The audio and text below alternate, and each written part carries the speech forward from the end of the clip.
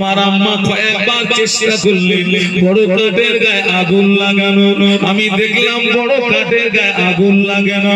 আমার আম্মা বড় কাঠটাকে টেনে বার করে ছোট ছোট কাঠ, কুচি কুচি কাঠ উনানের ভিতরে দিয়ে একবার যেই না আগুন লাগিয়ে দিলেন, অতি সহজে ছোট কাঠের গায়ে আগুন লেগে গেল। এবারে আমার আম্মা পূর্বে সেই বড় কাঠ উনানের ভিতরে যেই না দিয়েছেন, অতি সহজে বড় কাঠের গায়ে আগুন লেগে গেল। উনানটা জ্বলে উঠলো, উনানটা ধনে উঠলো।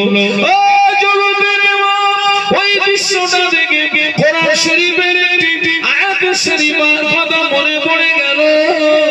আল্লাহ পাক কোরআনে বলেছে ওকুদুহান নাস ওয়াল হিজারা, আল্লাহ কিয়ামতের ময়দানে তার একদল বান্দা বান্দীদিগকে এবং এই জমিনের পাথর দিয়ে আল্লাহ জাহান্নামের কাঠ হিসাবে ব্যবহার করবে, আল্লাহ জাহান্নামের কাঠ হিসাবে ব্যবহার করবে। ও জগতের মা, কিয়ামতের ময়দানে আল্লাহ আমাদের মতো ছোট ছোট বাচ্চাগুলোকে আল্লাহ যদি আগে জাহান্নামের ভিতরে দিয়ে জাহান্নামটাকে ধরিয়ে নেয়, জাহান্নামটাকে জ্বালিয়ে নেয়, তারপরে বড় বড় লোকগুলোকে যদি আমাদের উপরে ফেলে দেয়, আমরা জাহান্নামের তলদেশে চলে যাব, জাহান্নামের নিম্ন দেশে চলে যাব। ও জগতের মা, জাহান্নামের আগুন সহ্য করতে পারবো না, এই কথা মনে করে খাওয়া দাওয়া বন্ধ করে বাড়ি থেকে বেরিয়ে রাস্তার পাশে দাঁড়িয়ে দাঁড়িয়ে আল্লাহ পাকের জাহান্নামের ভয়ে কাঁদছি।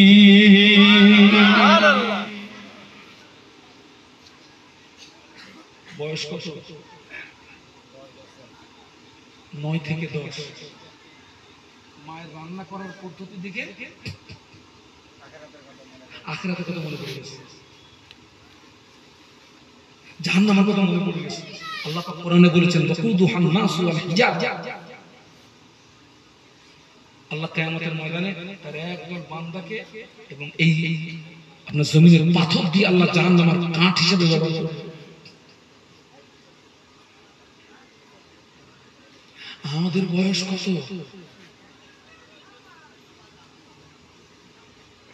50 বছর, 60 বছর, 70 বছর, 80 বছর, 90 বছর, 100 বছর।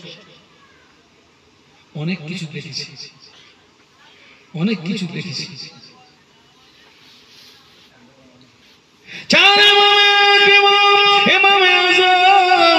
আবু হানিফা রাহমাতুল্লাহ আলাইহি ওই ছেলেটাকে কাছে ডেকে বলেছিলেন, ও বাবা ছেলে, এত ছোটবেলা থেকে তোর ভিতরে এত আল্লাহর ভয়, তোর ভিতরে এত জাহান্নামের ভয়, তোর ভিতরে এত আযাবের ভয়, আমি দোয়া করি আল্লাহ পাক তোর জন্য যেন জাহান্নামের আগুন হারাম করে দেয়। আর একটু জোরে বলুন, তোর ভিতরে এত আল্লাহর ভয়।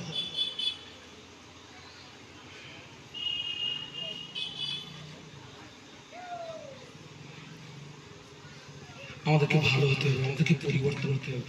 মায়েরা মায়েরা মায়েরা মায়েরা, আপনারা ভালো হলো, আপনারা পরিবর্তন হলো। বিশ্বাস করুন, আজ জেগে ঘুমানোর সময় বলুন নেই।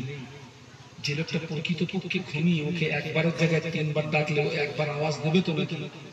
আর যে নিয়ত করে ঘুমিয়েছে, হুজুর তুই যত ডাক ও তো বুকির খাঁচায় লাথি মেরেও তো তোলা যাবে, ও তো নিয়ত করেই ঘুমিয়েছে।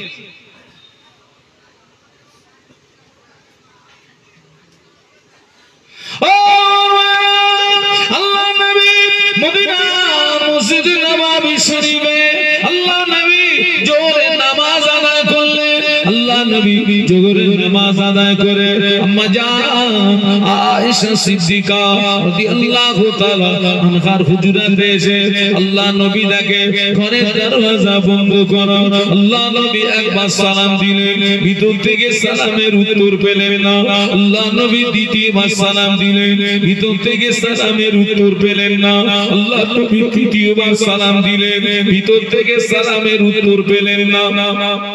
আল্লাহ নবী মনে করলেন এটা বিপদের আশঙ্কা, কেন আয়েশা আমার সালামের জবাব দিল না।